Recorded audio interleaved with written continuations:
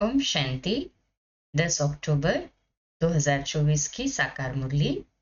बाबा कहते, मीठे बच्चे, उठते बैठते बुद्धि में ज्ञान उछलता रहे तो अपार खुशी में रहेंगे। प्रश्न, तुम बच्चों को किसके संग से बहुत बहुत संभाल करनी है? उत्तर, जिनकी बुद्धि में बाप की याद नहीं ठहरती, बुद्धि इधर उधर भटकती रहती है, उनके संग से तुम्हें संभाल करनी है। उनके अंग से अंग भी नहीं लगना चाहिए, क्योंकि याद में न रहने वाले वायुमंडल को खराब करते हैं। दूसरा प्रश्न, मनुष्यों को पश्चाताप कब होगा? उत्तर, जब उन्हें पता पड़ेगा कि इन्हें पढ़ाने वाला स्वयं भगवान है, तो उनका मुंह फीका पड़ जाएगा और पश्चाताप करेंगे कि हमने गफलत की, पढ़ाई नहीं पढ़ी। ओम शांति। अब रूहानी यात्रा को तो बच्चे अच्छी तरह से समझते हैं। कोई भी हठयोग की यात्रा होती नहीं। ये है याद। याद के लिए कोई भी तकलीफ की बात नहीं है। बाप को याद करना, इसमें कोई तकलीफ नहीं है। ये क्लास है, इसलिए सिर्फ कायदे सिर बैठना होता है। तुम बाप के बच्चे बने हो, बच्चों की पालना हो रही है। कौन सी पालना? अविनाशी ज्ञान रत्नों का खजाना मिल रहा है। बाप को याद करने में कोई तकलीफ नहीं है। सिर्फ माया बुद्धि का योग तोड़ देती है। बाकी बैठो भल कैसे भी, उनसे कोई याद का ताल्लुक नहीं। बहुत बच्चे हठयोग से 3-4 घंटे बैठते हैं, सारी रात भी बैठ जाते हैं। आगे तुम्हारी तो थी भट्ठी, वह बात और थी। वहां तुमको धंधा दोरी तो था नहीं, इसलिए ये सिखाया जाता था। अब बाप कहते हैं तुम गृहस्थ व्यवहार में रहो, धंधा थोड़ी भी भल करो। कुछ भी कामकाज करते बाप को याद करना है। ऐसे भी नहीं कि अभी निरंतर तुम याद कर सकते हो, नहीं। इस अवस्था में टाइम लगता है। अभी निरंतर याद ठहर जाए, फिर तो कर्मातीत अवस्था हो जाए। बाप समझाते हैं, बच्चे, ड्रामा के प्लान अनुसार अब बाकी थोड़ा समय है। सारा हिसाब भी बुद्धि में रहता है। कहते हैं क्राइस्ट से 3000 वर्ष पहले भारत ही था। उनको स्वर्ग कहा जाता था। अभी उन्हों के 2000 वर्ष पूरे होते हैं। 5000 वर्ष का हिसाब हो जाता है। देखा जाता है तुम्हारा नाम सारा विलायत से ही निकलेगा, क्योंकि उन्हों की बुद्धि फिर भी भारतवासियों से तीखी है। भारत से पीस भी वह मांगते हैं।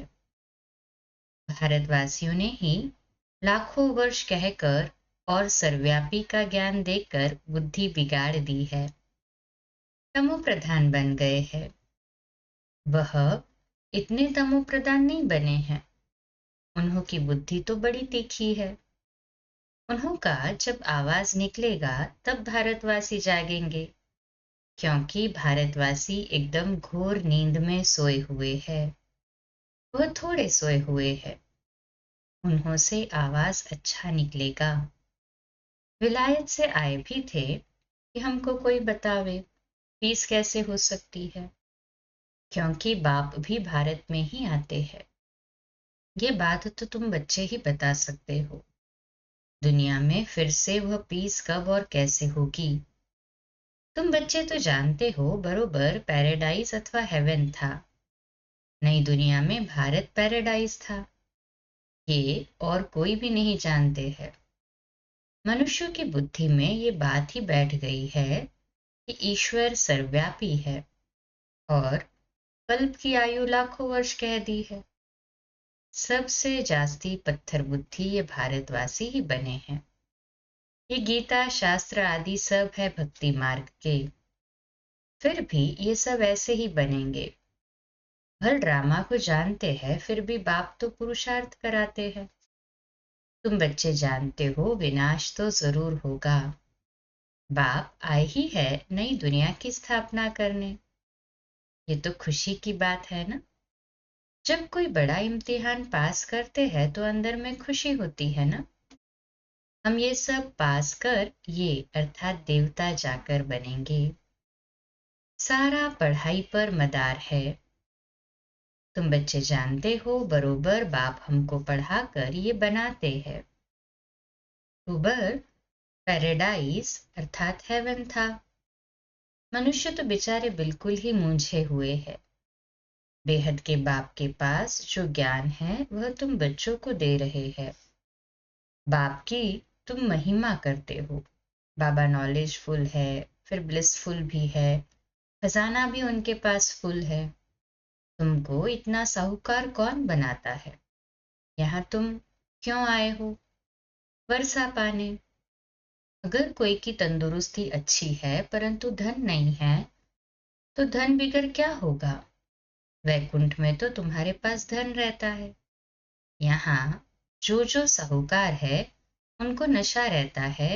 हमारे पास इतना धन है, ये कारखाने आदि है। शरीर छोड़ा खलास। तुम तो जानते हो हमको बाबा 21 जन्मों के लिए इतना खजाना दे देते हैं। बाप खुद तो खजाने का मालिक नहीं बनते हैं, तुम बच्चों को मालिक बनाते हैं। ये भी तुम जानते हो विश्व में शांति तो सिवाय गॉडफादर के कोई स्थापन कर न सके।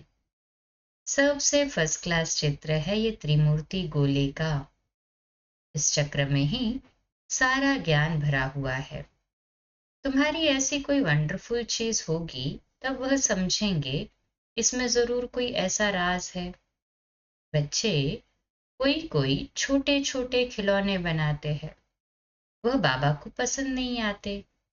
बाबा तो कहते बड़े चित्र लगाओ जो दूर से कोई पढ़कर समझ सके। मनुष्य अटेंशन बड़ी चीज पर देंगे, इसमें क्लियर दिखाया हुआ है। उस तरफ है कलयुग, इस तरफ है सतयुग। बड़े बड़े चित्र होंगे तो मनुष्य का अटेंशन खींचेगा। टूरिस्ट भी देखेंगे, समझेंगे भी वह अच्छी तरह से। ये भी जानते हैं क्राइस्ट से 3000 वर्ष पहले स्वर्ग था। बाहर तो ऐसे नहीं जानते। 5000 वर्ष का हिसाब तुम क्लियर समझाते हो तो ये इतना बड़ा बनाना चाहिए जो दूर से देख सके और अक्षर भी पढ़े, जिससे समझे कि दुनिया की अंत तो बरोबर है। बॉम्ब्स तो तैयार होते रहते हैं, नेचुरल कैलेमिटीज भी होगी। तुम विनाश का नाम सुनते हो तो अंदर में खुशी बहुत होनी चाहिए, परंतु ज्ञान ही नहीं होगा तो खुश भी हो न सके। बाप कहते हैं देह सहित सब कुछ छोड़ अपने को आत्मा समझो। अपनी आत्मा का योग मुझ बाप के साथ लगाओ। ये है मेहनत की बात। पावन बनकर ही पावन दुनिया में आना है। तुम समझते हो हम ही बादशाही लेते हैं फिर गवाते हैं। ये तो बहुत सहज है। उठते बैठते चलते अंदर में टपकना चाहिए। जैसे बाबा के पास ज्ञान है ना। बाप आए ही है पढ़ाकर देवता बनाने, तो इतनी अतः खुशी बच्चों को रहनी चाहिए ना। अपने से पूछो इतनी अतः खुशी है? बाप को इतना याद करते हैं। चक्र की भी सारी नॉलेज बुद्धि में है, तो इतनी खुशी रहनी चाहिए। बाप कहते हैं मुझे याद करो और बिल्कुल खुशी में रहो। तुमको पढ़ाने वाला देखो कौन है। जब सबको मालूम पड़ेगा तो सबका मुंह ही फीका हो जाएगा। परंतु अभी उन्हों के समझने में थोड़ी देरी है। अभी देवता धर्म के इतने मेंबर्स तो बने नहीं हैं। सारी राजाई स्थापन हुई नहीं है। इतने ढेर मनुष्यों को बाप का पैगाम देना है। बेहद का बाप फिर से हमको स्वर्ग की बादशाही दे रहे हैं। तुम भी उस बाप को याद करो। बेहद का बाप तो जरूर बेहद का सुख देंगे ना। बच्चों के अंदर में तो अतः ज्ञान की खुशी होनी चाहिए और जितना बाप को याद करते रहेंगे तो आत्मा पवित्र बनती जाएगी। ड्रामा के प्लान अनुसार तुम बच्चे जितना सर्विस कर प्रजा बनाते हो, तो जिनका कल्याण होता है उन्हों के फिर आशीर्वाद भी मिल जाती है। गरीबों की सर्विस करते हो, निमंत्रण देते रहो। ट्रेन में भी तुम बहुत सर्विस कर सकते हो। इतने छोटे बैच में ही कितनी नॉलेज भरी हुई है। सारी पढ़ाई का तंत्र इसमें है। बैजेस तो बहुत अच्छे अच्छे ढेर बनाने चाहिए, जो किसको सौगात भी दे सके। कोई को भी समझाना तो बहुत सहज है। सिर्फ शिव बाबा को याद करो, शिव बाबा से ही वर्षा मिलता है। तो बाप और बाप का वर्षा अर्थात स्वर्ग की बादशाही कृष्णपुरी को याद करो। मनुष्य की मत तो कितनी ऊंची हुई है, कुछ भी समझते नहीं हैं। विकार के लिए कितना तंग करते हैं, काम के पिछाड़ी कितना मरते हैं, कोई बात ही समझते नहीं। सबकी बुद्धि बिल्कुल चट हो गई है, बाप को जानते ही नहीं। ये भी ड्रामा में नोंद है। सबकी मेंटल खलास हो गई है, अर्थात मानसिक शक्ति सबकी खत्म हो गई है। बाप कहते हैं बच्चों, तुम पवित्र बनो तो ऐसे स्वर्ग के मालिक बन जाएंगे, परंतु समझते ही नहीं। आत्मा की ताकत सारी निकल गई है। इतना समझाते हैं फिर भी पुरुषार्थ करना और कराना है।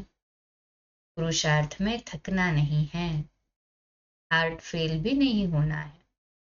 इतनी मेहनत की, भाषण से एक भी नहीं निकला, लेकिन तुमने जो सुनाया उसे जिसने भी सुना उस पर छाप तो लग गई। पिछाड़ी में सब जानेंगे जरूर।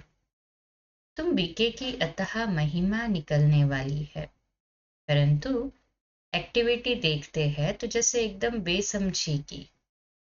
कोई रिगार्ड ही नहीं, पूरी पहचान नहीं, बुद्धि बाहर भटकती रहती है। बाप को याद करे तो मदद भी मिले, बाप को याद करते नहीं तो गोया वह पतित है। तुम बनते हो पावन। जो बाप को याद नहीं करते हैं तो उन्हों की बुद्धि जरूर कहाँ न कहाँ भटकती रहती है। तो उनके साथ अंग अंग से नहीं मिलना चाहिए, क्योंकि याद में न रहने के कारण वह वायुमंडल को खराब कर देते हैं। पवित्र और अपवित्र इकट्ठे हो न सके, इसलिए बाप पुरानी सृष्टि को खलास कर देते हैं। दिन प्रतिदिन कायदे भी सख्त निकलते जाएंगे। बाप को याद नहीं करते हैं तो फायदे के बदले और ही नुकसान करते हैं। पवित्रता का सारा मदार याद पर है, एक जगह बैठने की बात नहीं है। यहाँ इकट्ठे बैठने से तो अलग अलग पहाड़ी पर जाकर बैठे वह अच्छा है। जो याद नहीं करते हैं वह है पतित, उनका तो संग भी नहीं करना चाहिए।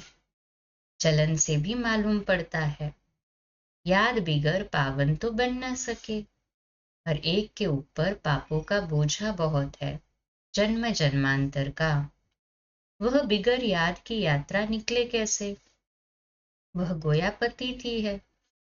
बाप कहते हैं, मैं तुम बच्चों के लिए सारी पतित दुनिया को खलास कर देता हूँ, उनका संग भी न हो।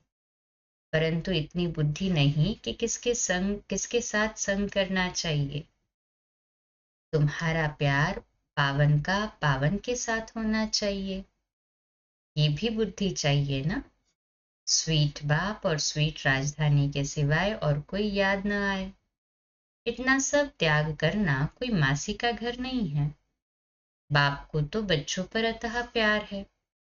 बच्चे पावन बन जाओ तो तुम पावन दुनिया के मालिक बन जाएंगे।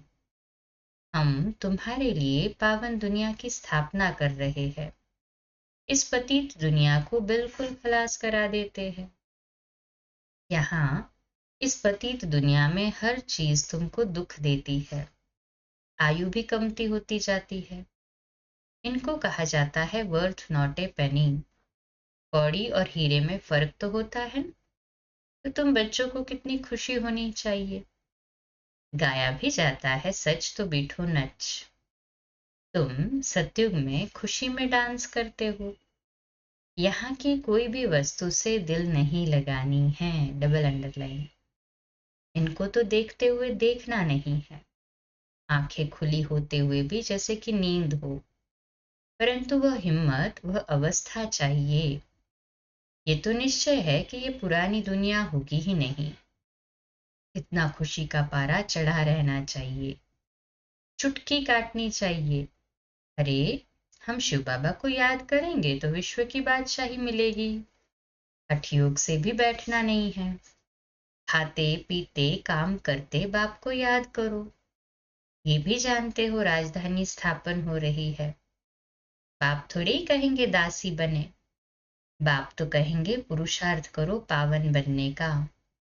बाप पावन बनाने का पुरुषार्थ कराते हैं, तुम फिर पतित बनते हो। इतने झूठ पाप करते हो। हमेशा शिव बाबा को याद करो तो पाप सब स्वाहा हो जाए। ये बाबा का यज्ञ है ना, बड़ा भारी यज्ञ है। वो लोग यज्ञ रचते हैं, लाखों रुपया खर्च करते हैं। यहाँ तो तुम जानते हो सारी दुनिया इसमें स्वाहा हो जानी है। बाहर से आवाज होगा, भारत में भी फैलेगा।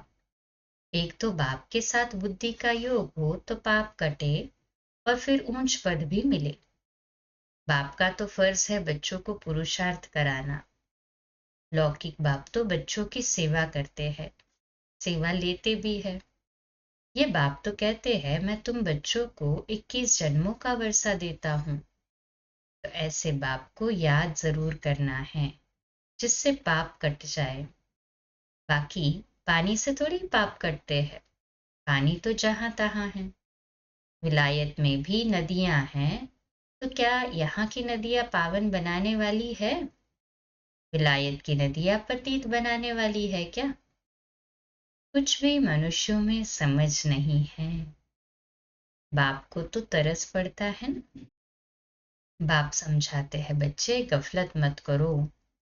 बाप इतना गुलगुल बनाते हैं तो मेहनत करनी चाहिए ना, अपने ऊपर रहम करना है। अच्छा, मीठे मीठे सिकिलदे बच्चों प्रति माता पिता बाप दादा का याद प्यार और गुड मॉर्निंग। रूहानी बाप की रूहानी बच्चों को नमस्ते। हम रूहानी बच्चों के रूहानी माता पिता बाप दादा को याद प्यार, गुड मॉर्निंग और नमस्ते। वाह बाबा वाह, शुक्रिया बाबा, शुक्रिया। धारणा के लिए मुख्य सार है, पहली पॉइंट, यहाँ की कोई भी वस्तु में दिल नहीं लगानी है, देखते हुए भी नहीं देखना है। आंखें खुली होते भी जैसे नींद का नशा रहता, ऐसे खुशी का नशा चढ़ा हुआ हो। दूसरी पॉइंट, सारा मदार पवित्रता पर है, इसलिए संभाल करनी है कि पतित के अंग से अंग न लगे। स्वीट बाप और स्वीट राजधानी के सिवाय और कोई याद न आए। आज का मीठा वरदान, हद की इच्छाओं को छोड़, अच्छा बनने वाले, इच्छा मात्रम अविद्या भव। आज का स्वमान, मैं इच्छा मात्रम अविद्या हूँ। मैं इच्छा मात्रम अविद्या हूँ। विश्लेषण, मन में कोई भी हद की इच्छा होगी तो अच्छा बनने नहीं देगी। जैसे धूप में चलते हो तो परछाई आगे जाती है, उसको अगर पकड़ने की कोशिश करो तो पकड़ नहीं सकते।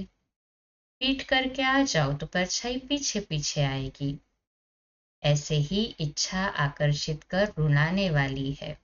डबल अंडरलाइन करे। मैंने कहा इच्छा आकर्षित कर रुलाने वाली है, उसे छोड़ दो तो वो पीछे पीछे आएगी। मांगने वाला कभी भी संपन्न नहीं बन सकता। कोई भी हद की इच्छाओं के पीछे भागना ऐसे है जैसे मृग तृष्णा। इससे सदा बचकर रहो तो इच्छा मात्रम अविद्या बन जाएंगे। स्लोगन, अपने श्रेष्ठ कर्म व श्रेष्ठ चलन द्वारा दुआएं जमा कर लो तो पहाड़ जैसी बात भी रुई के समान अनुभव होगी। आज का अव्यक्त इशारा है, पुराने संस्कार तो मोटी चीज है, अब पुराने संकल्प भी खत्म होने चाहिए।